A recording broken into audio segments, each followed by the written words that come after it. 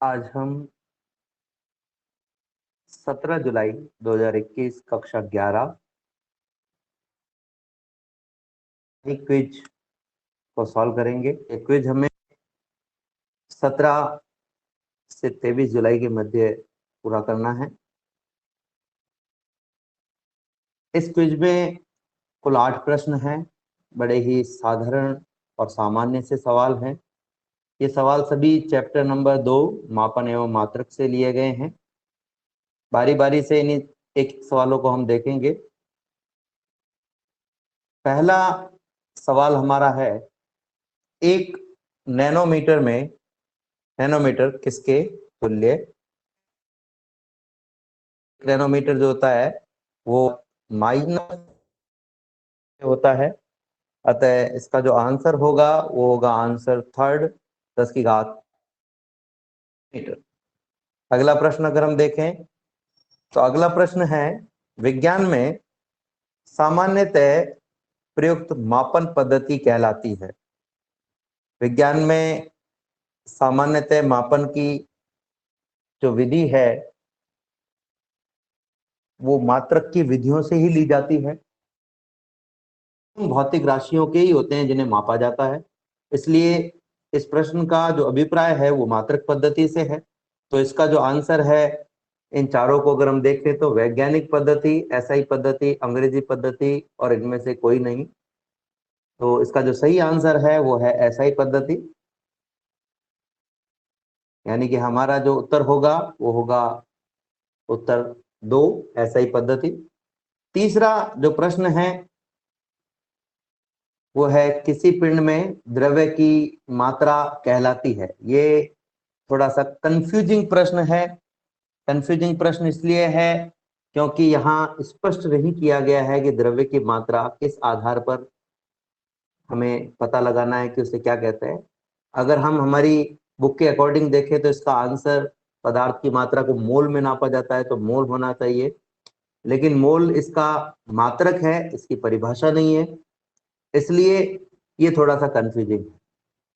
कुछ लोग द्रव्य की मात्रा को द्रव्यमान भी मानते हैं, परंतु अगर हम हमारी किताब के अकॉर्डिंग देखें, एनसीईआरटी के सिलेबस के अकॉर्डिंग देखें, तो हमारा आंसर होना चाहिए पदार्थ की मात्रा, यानी कि मोल, जो कि इसमें उपलब्ध नहीं है।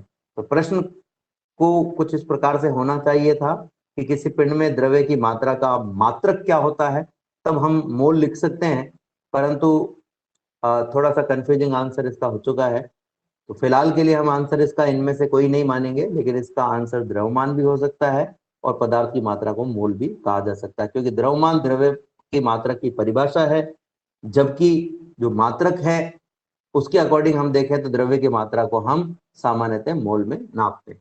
मोल में नापा जाता है, मोल की भी एक फिक्स परिभाषा नहीं है। मोल को द्रव्य के द्रव्यमान के रूप में भी मापा जाता है और उसमें अणुओं के अस्तित्व के अकॉर्डिंग अणु संख्या के आधार पर भी मापा जाता है। इसलिए हम इसकी कुछ परिभाषाएं जो देते हैं उनमें से एक परिभाषा ये है कि कार्बन 12 के 12 ग्राम में उपस्थित अणुओं के बराबर अणुओं का द्रव्यमान एक मोल कहलाता है। तो यहाँ पर भी हम देख रहे हैं कि द्रव्यमान को ही मोल के रूप में परिभाषित किया गया है, एक विशिष्ट द्रव्यमान को मोल के रूप में परिभाषित किया गया है।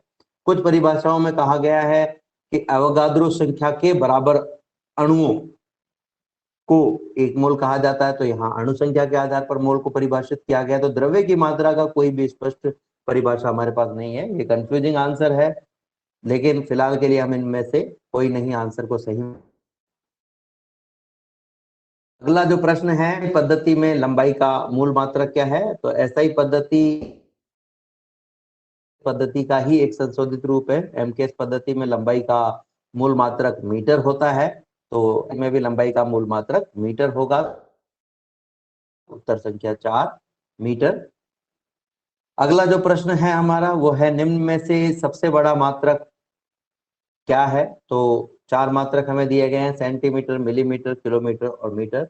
हम सामान्य जीवन में देखते हैं मिलीमीटर हम बहुत छोटी दूरी को नापने के लिए और सेंटीमीटर भी कुछ छोटी दूरियों को नापने के लिए काम में लेते हैं, जबकि किलोमीटर हम बहुत बड़ी दूरियों को नापने के लिए काम में लेते हैं, तो हमारा जो उत्तर है वो है किलोमीटर। इन चारों में से किलोमीटर सबसे बड़ा मात्रक है, तो आंसर होगा आंसर संख्या 3 किलोमीटर।